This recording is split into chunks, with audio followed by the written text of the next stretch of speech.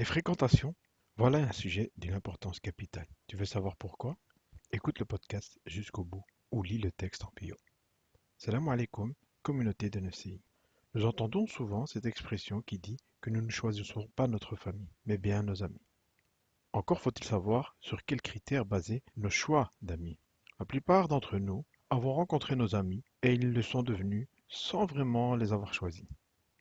Pour rappel du carrousel de mercredi, voici les 4 catégories de fréquentation. La première catégorie de fréquentation, les sages, est la plus précieuse de toutes. Ces personnes nous appellent au bien de façon sage et avec science. Elles connaissent Allah subhanahu wa ta'ala ainsi que ses commandements. En leur compagnie, notre cœur se tranquillise. Ces personnes nous tirent vers le haut. La fréquentation de ces personnes est d'un bénéfice absolu pour la vie d'ici-bas et la vie de l'au-delà. La deuxième catégorie de personnes, c'est les compagnons.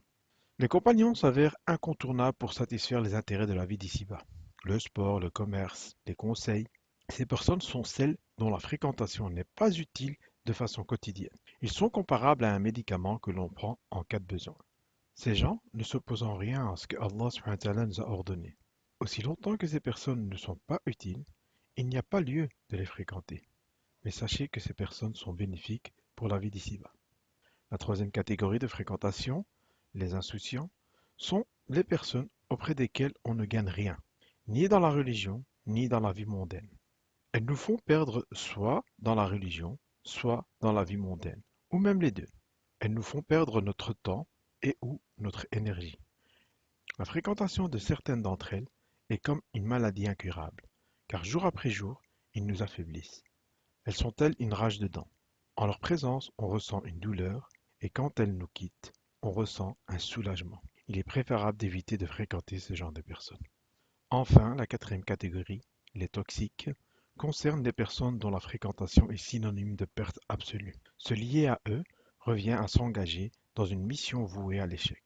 Il s'agit de ceux qui se moquent de nous lorsque nous ordonnons le convenable et interdisons le blâmable, ou alors quand nous appelons au bien.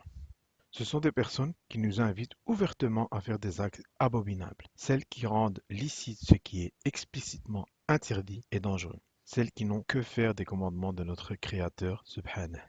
Pour finir ce rappel du vendredi, voici 2 preuves pour étayer ce que je dis. Une tradition prophétique nous rapporte que notre bien-aimé prophète Mohammed sallallahu alayhi wa sallam a dit: l'exemple du compagnon vertueux et du mauvais compagnon n'est autre que celui du vendeur de musc et du forgeron. Le vendeur de musc, soit il t'en offrira, soit il t'en vendra, soit tu sentiras une odeur agréable émanant de lui. Quant au forgeron, soit il te brûlera tes vêtements, soit tu sentiras une odeur désagréable émanant de lui.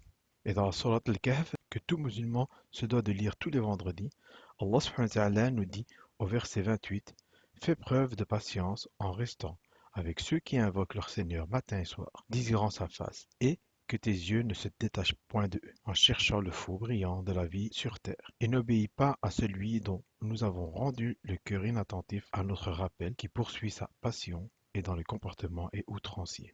Puisse Allah subhanahu wa ta'ala nous aider à faire le bon choix des personnes qui nous tireront vers le haut et vers le très haut, exalté soit-il. Amin ya rabbil alamin.